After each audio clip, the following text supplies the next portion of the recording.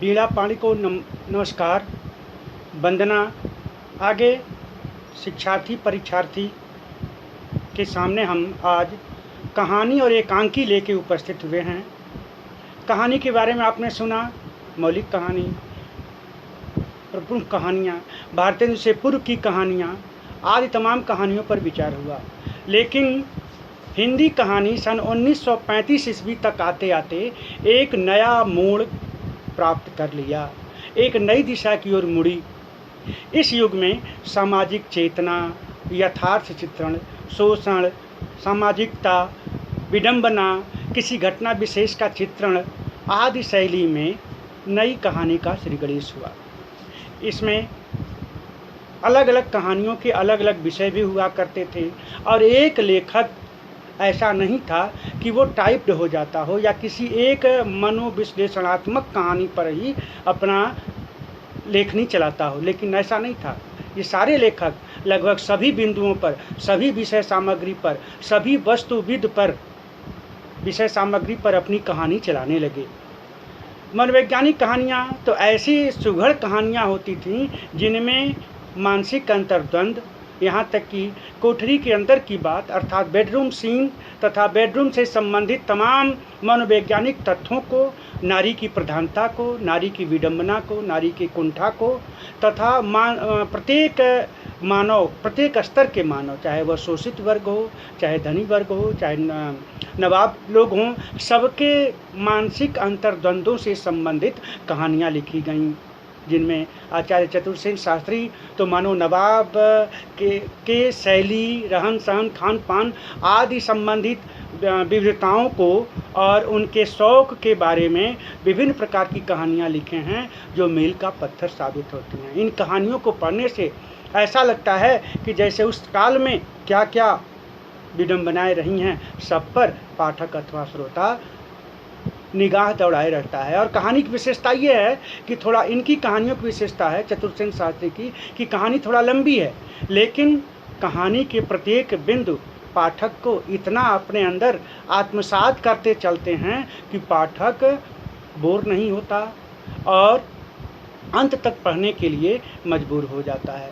ठीक उसी प्रकार इस युग में कहानियाँ ऐतिहासिक भी लिखी गईं, राजनीतिक भी, समस्या प्रधान, नारी प्रधान, ममता प्रधान कहानियाँ लिखी गईं। इस युग के प्रमुख कहानीकारों में जैनेन्द्र, कुमार, सियाराम शरण गुप्त। ध्यान देने योग्य बात है कि ये सियाराम शरण गुप्त वही हैं जिनके भारतीय लेखक, कवि, राष्ट्र कवि और साकेत के रचयिता मैथिली शरण गुप्त हैं। उन्हीं के ये छोटे भाई हैं सियाराम शरण गुप्त। इन्होंने भी अपना हस्ताक्षर काव्य के रूप में, निबंध के रूप में, कहानी के रूप में लिखा। उस समय ये भी कहानी के एक प्रमुख हस्ताक्षर हुए। अज्ञेय की कहानियाँ तो मूल रूप से मनोवैज्ञानिक, विश्लेषणात्मक और मानवीय अंतर संवेदना से परिपूर्ण हुआ करती थी। ऐसे में ही इला चंद्र जोशी, यशपाल, भगवती चरण वर्मा, उपेंद्रनाथ अश्क, रांगेय राघव, विष्णु प्रभाकर आदि कहानी के अद्भुत हस्ताक्षर हुए। स्वतंत्रता प्राप्ति के पश्चात नई कहानी का आगमन हुआ, जिसे हम नई कहानी, समकालीन कहानी और इसी युग में समांतर कहानियों के लिखने का भी दौर शुरू हुआ। समांतर कहानी का तात्पर्य है कि एक कहानी के साथ साथ विषय वस्तु से संबंधित निरंतर संबंध रखते हुए एक समानांतर, उसी के पैरेलल दूसरी कहानी चलती रही और अंततः दोनों ही कहानियों का संबंध एक सूत्र में पिरो देने जैसी शिल्प कला का सूत्रपात इस युग में हुआ। जैसे राजा निर्वंशिया, इसमें एक कहानी चलती है जो एक राजा थे और उनके कोई औलाद नहीं थी। फिर उनके कभी ये कहानी मिले तो पाठक अथवा श्रोतागण जरूर पढ़ें।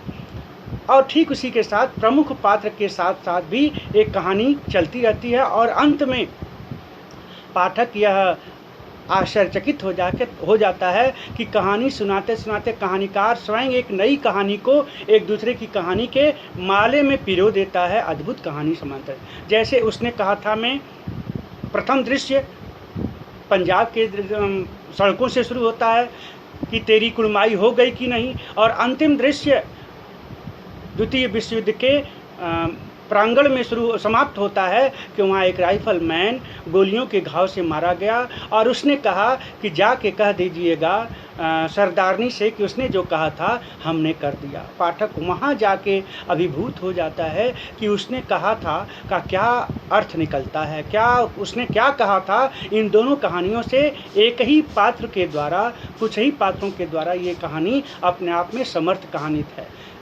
नाटककार और फिल्म निर्देशकों और निर्माताओं ने इस कहानी से इतना प्रभावित हुआ कि पिक्चर बना डाली। उसने कहा था जिसमें प्रमुख हीरो सुनील दत्त हैं।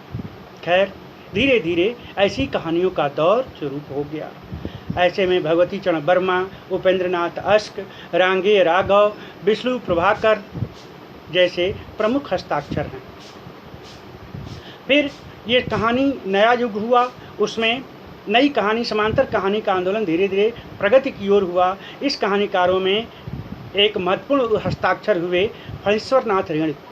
इन्हें हम आंचलिक कहानीकार और आंचलिक उपन्यासकार दोनों कहते हैं। इनका हस्ताक्षर हिंदी साहित्य के मंच पर ऐसे हुआ मानो एक अद्भुत योग्यता के धनी और आंचल विशेष, खास तौर से इनकी कहानियाँ और इनके उपन्यास के पात्र पूर्णिया, बिहार और मुंगेर जिले आदि से संबंधित है और वहाँ की बिहारी मैथिली मिश्रित भाषा का प्रयोग, लोकोक्त, मुहावरा को भी इन्होंने खड़ी बोली हिंदी के माध्यम से यत्र तत्र प्रयोग करके अद्भुत शैली में वर्णन किया, जिसमें ऐसा लगता है जैसे कि ये आंचलिक कहानीकार होते हुए भी हिंदी की कहानियों के लिए, खड़ी बोली हिंदी की कहानियों के लिए एक मील का पत्थर साबित हुए।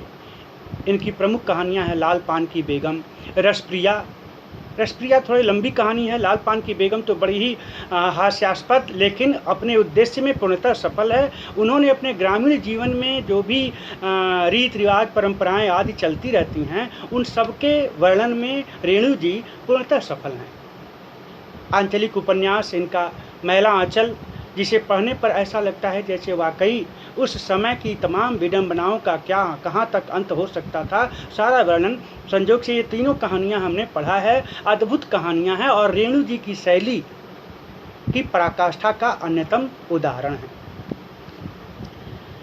धर्मवीर भारती, शैलेश मटियानी, शिवानी, महिला लेखिका शिवानी की भी ऐसी कहानियाँ हैं जो मील का पत्थर साबित होती हैं। सती, लाटी आदि कहानियाँ स्त्री मनोव्यथा पर, स्त्री विमर्श पर और स्त्रियों के साथ उनकी दुर्व्यवहारिता पर जो भी चित्रण किया गया है, शिवानी उसके लिए भूरि भूरि प्रशंसा की पात्रा हैं। मोहन राकेश अद्भुत कहानीकार हैं।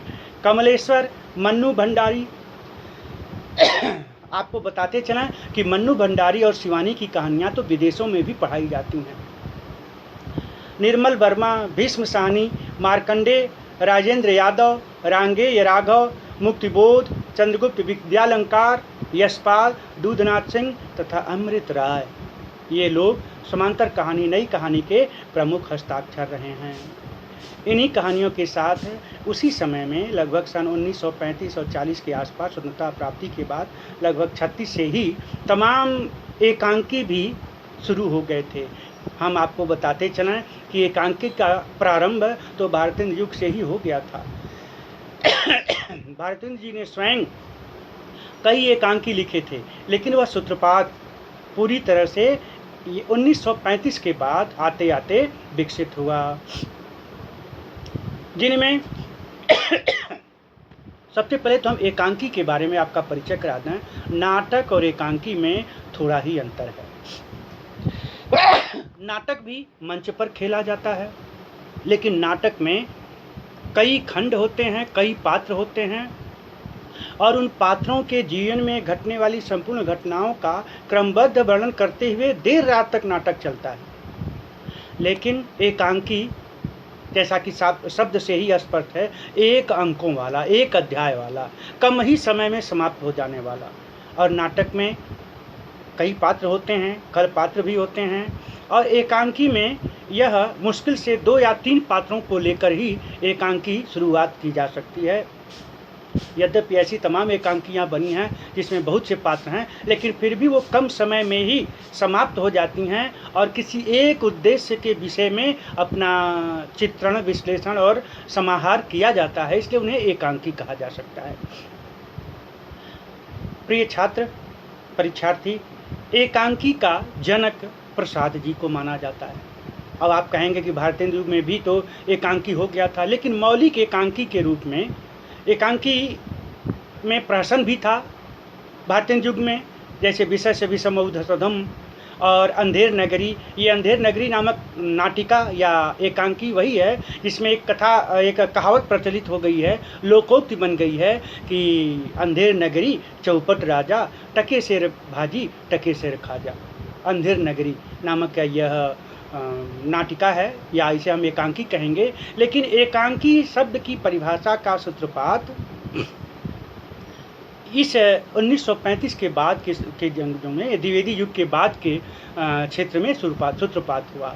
और मूर्धन्य हस्ताक्षर छायावाद के प्रमुख स्तंभ महाकवि जयशंकर प्रसाद जी ने एक घूंट लिखकर मौलिक एकांकी का सूत्रपात किया। यद्यपि इसी काल में डॉक्टर राम कुमार वर्मा एक ऐसे हस्ताक्षर हैं जिन्होंने अनेक कहानियाँ लिखी जो नाटक एकांकी के आधार पर था। इसे हम लघु नाटिका कहते हैं और एकांकी भी कहते हैं। जैसे पृथ्वीराज की आँखें प्रकाशित हुआ सन 1936 ईस्वी में।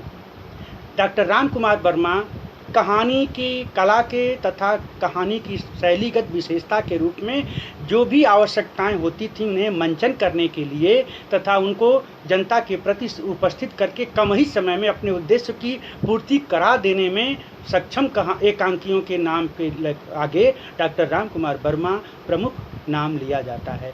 इनके कई एकांकी संग्रह प्रकाशित हुए जो पृथ्वीराज की आँखों के नाम से ये कहानी संग्रह प्रकाशित हुआ, जो कई एकांकियाँ इसमें हैं। डॉक्टर राम कुमार वर्मा का प्रमुख नाटक एकांकी दीपदान, जिसमें पन्नाधाय और उसके चरित्र चित्रण का राणा उदय सिंह के बहाने, उनके पुत्र के बहाने और राणा सांगा की बनवीर आदि के पात्रों के माध्यम से डॉक्टर राम कुमार वर्मा ने दीपदान कहानी को बहुत ही महत्वपूर्ण घुमाव देते हुए एक देशभक्ति और देश प्रेम का सच्चा सबूत प्रस्तुत किया है, जो पढ़ने वाला पाठक अथवा श्रोता देशभक्ति से ओतप्रोत हो जाता है। देश प्रेम की भावना जगाने में यह एकांकी महत्वपूर्ण भूमिका निभाता है। ऐसे ही पृथ्वीराज की आँखें